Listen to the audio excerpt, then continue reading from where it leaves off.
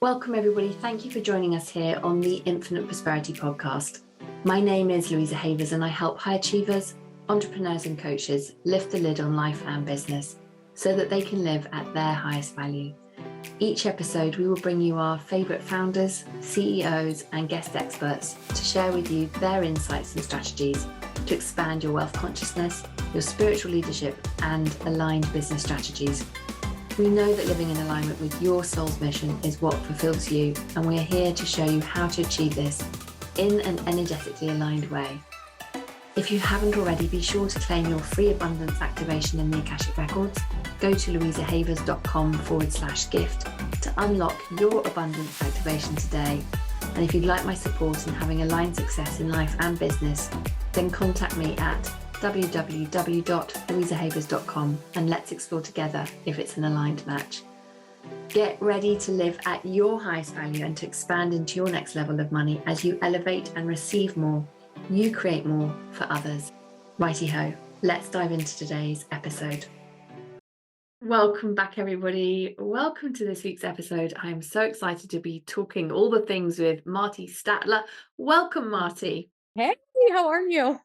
I'm really good, thank you. Really good. I'm so Awesome. happy to have you here with us. Thank you so much for Yeah, joining of us on the course. show.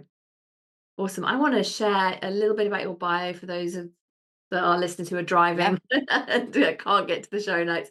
So Marti Statler is the CEO of Rebel Queen, podcast host of The Rebel Maker, owner of No Ice Liquid Catering. I love that. Thanks. And part-time real estate investor. She knows exactly what she's doing when it comes to helping you get your book done.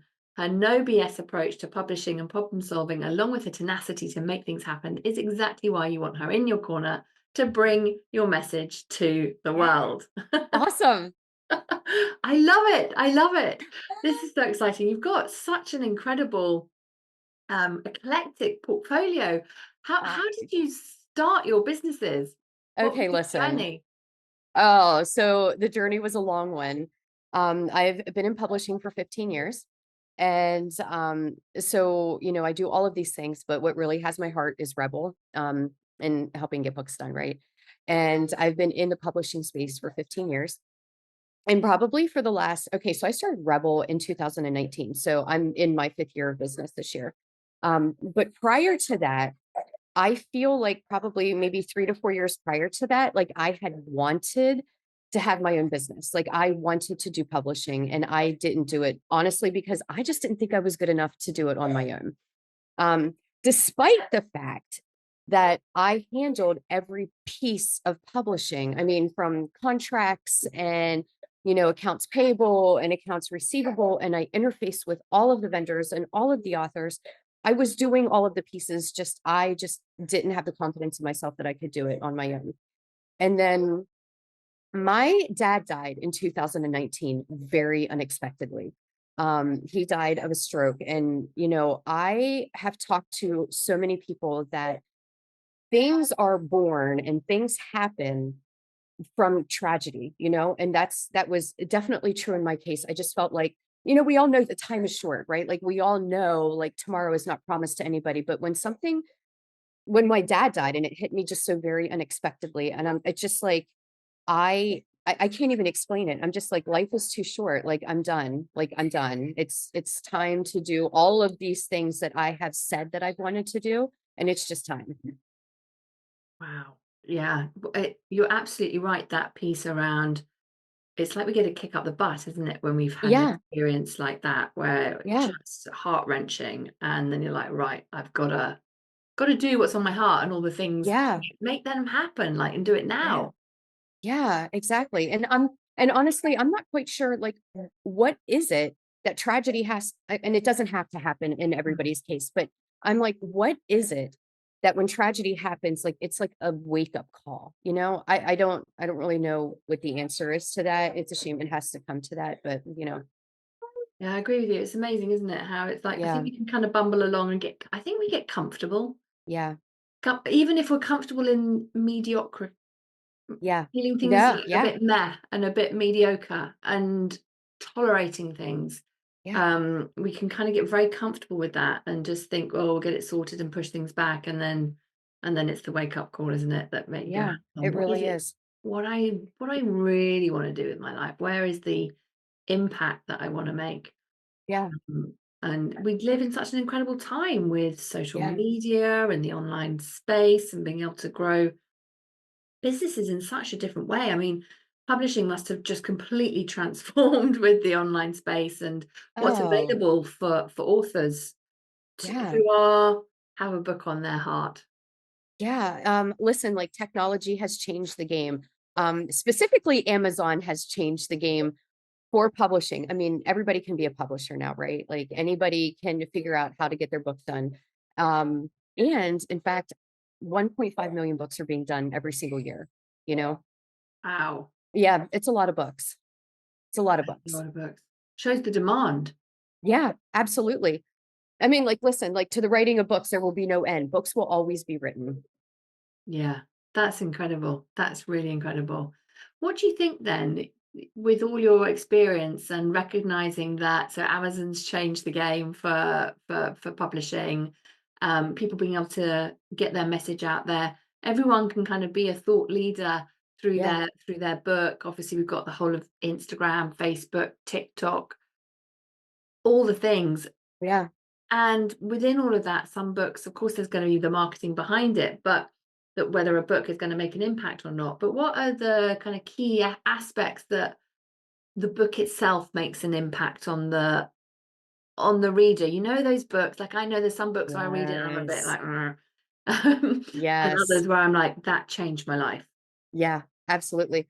So listen, I firmly believe that books change lives, and I mean, like you just said, like I can rattle off an entire list of books that I've read that is like, yes, you need to put this on your reading list. Yes, you need to read this. And I think there's a secret sauce in that, right? Like one, I think that when an author is writing down their message, like stories are super impactful. So I think it's like really good to make sure that you're including stories in your book. Like I primarily deal with nonfiction. So stories help solidify ideas. Two, I think that you can beat a dead horse, right? Like I feel like books don't have to be a certain size. I get that question a lot. How big should my book be? Mm. Back in the day when we bought books in a bookstore, the retail spaces were the ones who dictated how big a book should be. And how that functioned is, you get more books on a shelf if the spine is out. So the spine had to be big enough so you can read what the title is and what the author is. So we don't do Oh, that anymore. Like we buy our books from Amazon or we're buying directly from the author. So books don't have to be a certain size. So I am a firm believer that if you get your point across, let it be done. Like there is no need to continuously fluff a story for the sake of fluffing a story. oh, that's music to my ears. Yeah. I sometimes think I'm too succinct. Oh yeah, no, I'm very succinct when I'm writing, in fact, emails, like I have to remember because I can come off very curt, and not that I don't mean to do that, but I'm just like, say it. Here's my point. Done. Goodbye. That's it. The message is Yeah. shared. Yes. Message is shared. It's done. Yes. It is. That's awesome. I think it's I know what you mean when sometimes you can almost lose the reader if it's too fluffed up. Yes, There's a exactly. definite style there, isn't there? So you Yeah. mentioned that you work predominantly in the non-fiction space.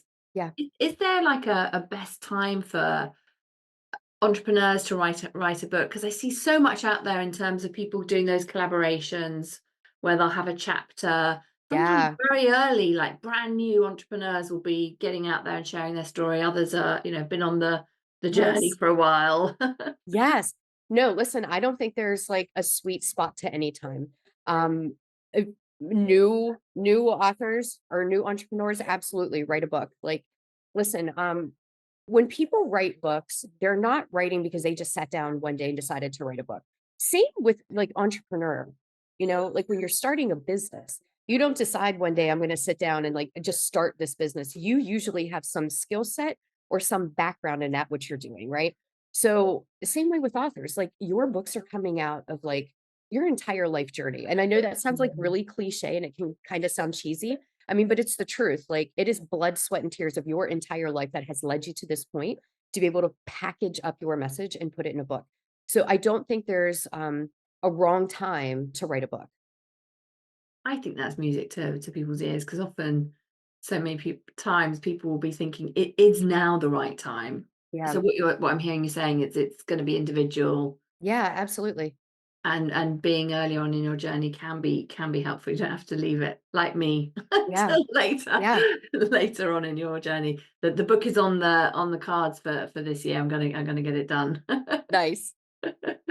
Where in your view then, when because I know that you've worked with so many people, so many authors, entrepreneurs, and how do you see that their books have contributed to their success?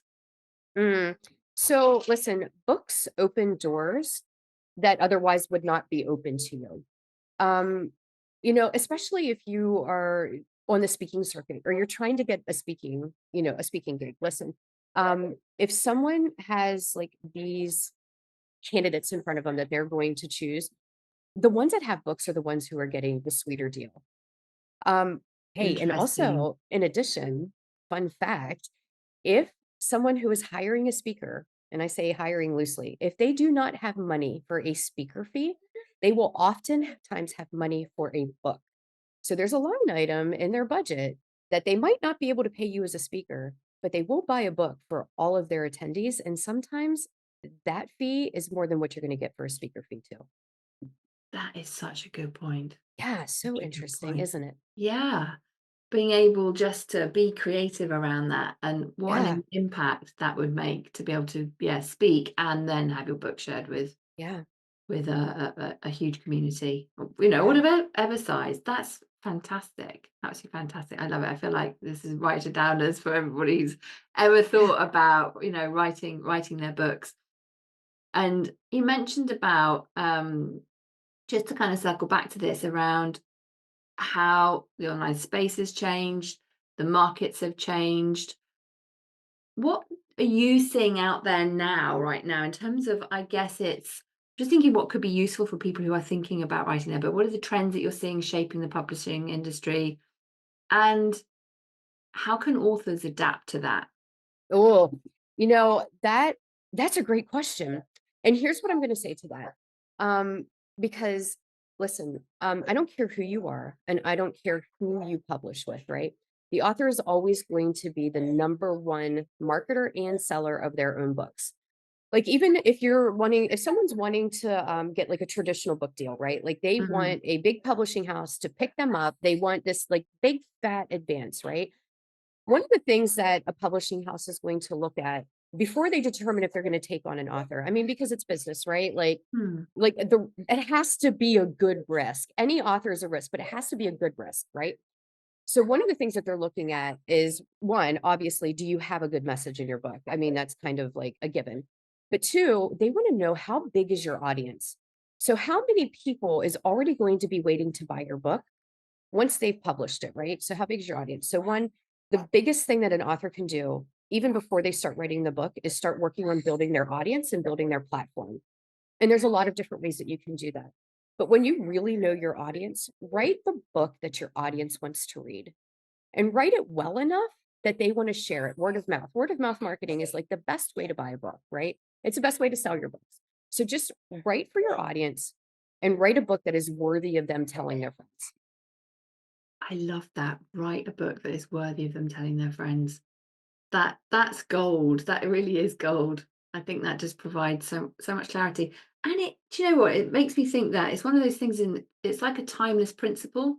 So everything can kind of change around us, but that Yeah. is has stood the test of time. Like before we Yeah. had computers, before all of this incredible space that we're in right now, being able to communicate in this way, that's always been ultimately the a Yeah. test of quality.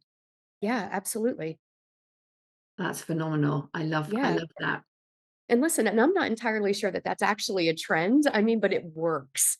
Like that's what works. And so many people get away from, and I'm just going to, like I said earlier, like technology has changed the game, right? 1.5 million books are being published every single year. And listen, um, the trend has been do it yourself. Some people will say, oh, if you don't have money to hire an editor, edit it yourself, send it to cousin Jane, who can read through it and find some punctuation errors, right? Like that has been the trend. Those books don't sell. Bad Mm. books don't sell. Books that I've gone to Amazon and I have really wanted to support someone's book. And when I go in the description and the description has spelling errors and it's just terribly written, I'm not buying the book. So that's been the trend. And I'm just going to say for anybody out there who is self-publishing, and listen, I'm a self-publishing services provider. So like I absolutely see the value in being able to do it yourself. And I can give you a lot of reasons why I think it's the best way to publish. Um, but put money into your book. Like it Mm. has to have a good cover. It has to you have to make sure that there's not grammatical errors and spelling errors. Do Invest you in know your book. it is one of those things I used to, whenever I was writing documents, well, in my previous life for the council, we'd have to write these huge, long, you know, publications for their it was communications because we didn't do marketing, we did communications. Yeah. And you when you look at something for so long, you can't see the wood for the trees. You need, I No. think, you need a second pair of eyes for and someone who knows what they're doing for that editing piece. It's Yeah. because otherwise you're just gonna see what you wanna see. Be like, "Oh, Yeah, I put it absolutely. amazingly." Yeah, like and our brains like skip things. Like we just skip things. I mean, listen, I publish books and I'm terrible. Like I'm constantly sending emails out. Thank God for like little squiggly lines or like, "Oh, hey, did you Oh, mean to yeah. say this?" And I'm like, "No, I did not. Thank you so much." Thank you, computer. You Yes, saved the yes. day. I love it. Oh, I would love to know, Marty, as we're reflecting on this, and I know that in our audience, there's going to be many people that, contemplating writing the book, Yeah. and perhaps there might be there's some myths in their head, or there'll be some sort of things that are stopping them from stepping forward. What are the sort of myths that you see for when people are coming to you, perhaps about writing their book, and Oh, yes. Yes. what comes up One, for people are them? like, "Oh, I got them." Like, and this is across the board. Like most of Okay. the authors that I talk to, especially new ones, are dealing with these same things. One, who am I to write a book? Um, Mm.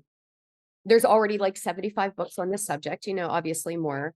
And here's what I say to that. Listen, um, when I buy books, right? Like I buy books like anybody can go to their library of books and their library is going to generally fall into like a handful of categories. My library is going to involve books like leadership, self-help, money books, um, anyways, so Mm. just 3 examples, right?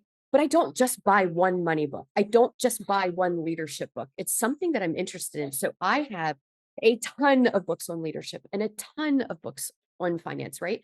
And yes, there are times that you get a similar thread in these books, right? Like just because it's, I don't know, a law of nature. I don't know. But everybody says things differently. Everybody has their own way of communicating, and sometimes I'm picking up what someone's throwing down in this book much better than I did, a previous book that I might have written.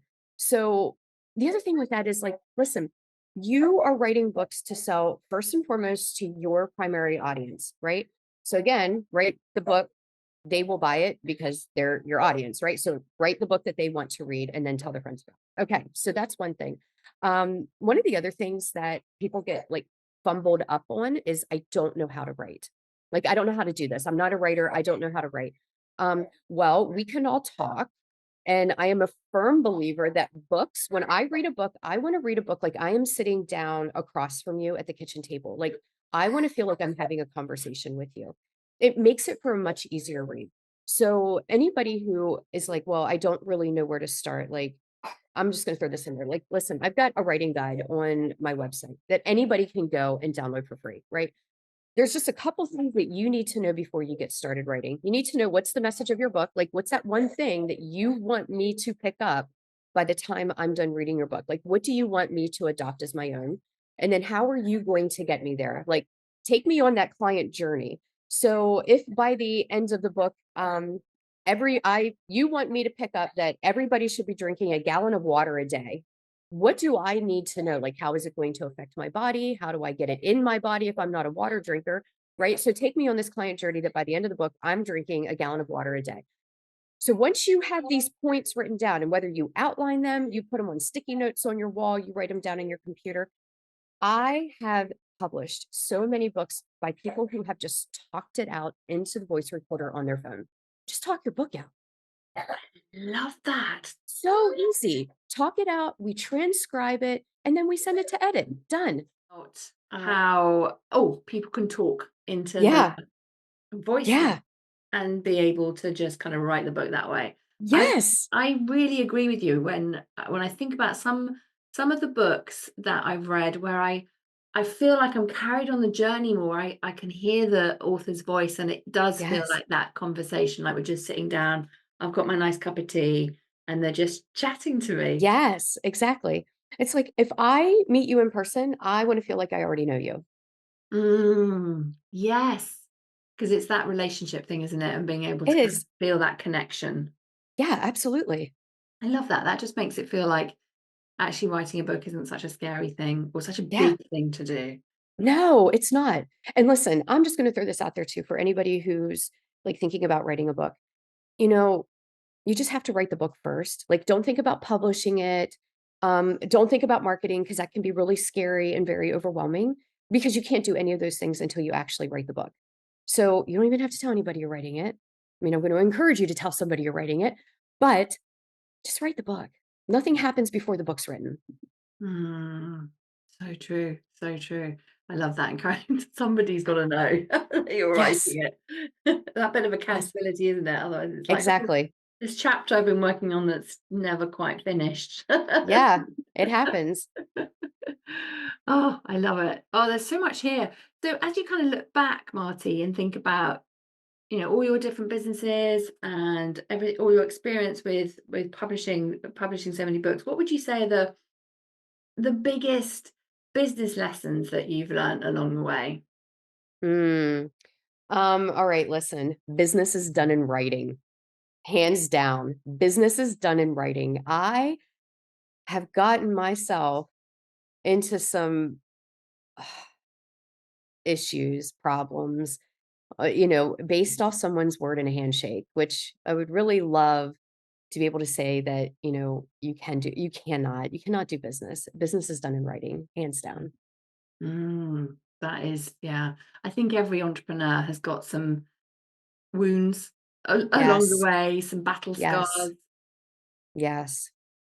It is the nature of business, isn't it? And being able, Yeah. and from that, I always say this to my clients is actually when we've had those experiences, we can actually trust ourselves more because Yeah. we're able to then grow and learn and we're not the same person that kind of went through whatever that experience was. Yeah. Yeah, no, you're absolutely right. And honestly, I feel like when something is done in writing, like that creates your boundaries. Like your boundaries are there and they're set in stone, you know? So if something becomes difficult, you can always go back to like, hey, this is what we, mutually agreed upon. Yeah. It's Boundaries are very hard for some people. They really are. It is actually, it's something that really that always comes up when I'm coaching clients when they're moving from that 6 to 7 figure mark around actually you've got to strengthen up your boundaries. Otherwise Yeah. your kind of business container is a little bit leaky and it's going to be very energetically draining to be able to Yes. hold that growth, holding more clients, more customers, holding more Yeah. transactions, all the pieces, more team members potentially, all those things. Yeah, boundaries. Yeah. Yeah. It's not something that many people talk about, actually. I don't know if it's something that Mm-mm. you've heard lots of people talk about, or do you think it's something that's, I was going to say underrated. I don't know if that's the right word, but No, in the limelight. I no, I think we should talk about it more, and I don't think that it is being talked about enough. And I feel like boundaries have come up for me probably more over the last year and a half, maybe. Um, One, I mean, like the contract thing, like I've had that solidified for a while. But when I was, specifically had brought up boundaries and not just boundaries like within contracts and having defining lines there, but I have put up with bad behavior from clients under the guise that I had to stay professional. And I allowed people to speak to me in ways that I would not have allowed, outside of business, someone to speak, but I thought I had to be professional. And I feel like when I got to that point that I put my foot down, um, business is business, but we're still humans and, Mm. you still kind of have to hold the line. that I don't have to put up with bad clients. And it was very freeing for me when I fired my first client, and it did not affect my business because I was so afraid that if I held a line with them, that they would go out and badmouth me, and they might have. I don't know. I don't care. Um, that's fine, but it didn't affect my business. And I think when I stopped functioning out of fear, and thinking that I had to be professional, like it was a game changer for me. So I do think that we should probably talk about that more. I agree completely. And I think you mentioned something there as well that's so tied into whether we have boundaries or not, is around making decisions from fear Hmm. of thinking of, actually, I'm not going to put the boundary there because I'm afraid of this Yes. happening, that happening, and I'm sure Yes. everyone can kind of relate to that and go, yeah, I know where I did that. It's because it's a Hmm. human fear is a human, natural human emotion. Yeah. And particularly as we're expanding and growing, it's going to kind of bubble up to try and keep us in its, keep things the same. So being able to hold boundaries, but not from a place of fear, but from a place of Yeah. love to Yes. yourself as well as Love for yourself. it's so important. Yes. Yes. And listen, I think love for yourself is probably harder because I can hold lines when it comes to my team. I'll be that first line of defense, in I don't want to say protection of, but for lack of a better word, protection of my team. But when it comes to myself, it was a harder lesson too. Mm. It was harder. So we got boundaries. We've got making decisions from a place of from love, but not fear. Just to kind of wrap up things, what would you say? Are there 3 tips that you would just love every entrepreneur to know? Mhm. Write the damn book. I think everybody's got a book inside of them. Write the damn book. Call me if you need help. Tip number 1. Tip number 2, I trust yourself. You already know the answer. You already know the answer. And if you are not getting quiet to hear the answer, then practice getting quiet so you can hear the answer, but you already know the answer. I don't care what you're dealing with. That was a really big lesson for me to learn, and it's something that I've tried to instill in my daughters. And third tip, drink your water. I love it. That's such a good tip. So true. We're going to make terrible decisions if we're dehydrated Yes, exactly. and not be able to connect, to get quiet and to hear that inner wisdom. I love that so much. Just Yeah, to wrap up, Marty, before we finish, I would love to know. I ask everybody this: what does yeah. prosperity mean to you? Prosperity. I think prosperity is like a continuous moving forward. Oh, I I love that. stagnancy, like stagnant water breeds disease, just continuous movement is prosperity. And, you're always gonna have like, 3 steps back. It's fine. You're moving. It's good. Moving is good. I love that. It's that flow, isn't it? The ebb It's and flow. flow. You keep Yes. moving forward. Yeah. Beautiful, beautiful. Thank you so much for your wisdom and coming to have our conversation today. How can people find you? You mentioned your free gift. Tell everybody kind of Yeah. all the things so they can come and be in your world and get to know you more. Yeah, of course. So, Instagram and Facebook, you can find me at Rebel Queen Books. Also on Facebook, I post a lot on, my personal profile. It's Marti, Marti, Bowling, Bowling, Statler, Statler. You can find me online at rebelqueen.co. And then you just have to be on my website for just a hot second for that little pop up to come up and say, hey, would you like to download the writing guide? So if you're thinking about writing and you want some steps like in how to like really structure and plan it out, get the writing guide. And then, you can book a call with me directly on my site if you just want to talk anything through. I've been doing this for 15 years. I've worked in several different publishing modalities. So I'm well versed in talking about all of the things publishing. And I love doing that and just creating some clarity around options. Oh, that's beautiful. Thank you so Yeah, much. you're And welcome. hope you'll come back. It's just been such a joy to have this conversation Yes. with you. Yeah, Thank I'd love you. to. Thanks. And thank you everyone for listening. We will see you on our next show. Until then, lots of love. Thanks for listening to the Infinite Prosperity Podcast. And if you like what you've heard and want to know more, please go to louisahavers.com. We just appreciate you so much. So thank you for listening and hanging out with us. If there's anything that we can do for you, you can email us at louisa@louisahavers.com. Let my team know if you have any ideas for shows that you'd love to hear or topics you want me to talk about. Really looking forward to hearing from you. All right, that is it for this week, everybody. Thank you so much for joining us for today. Looking forward to connecting with you again. Until next time, namaste.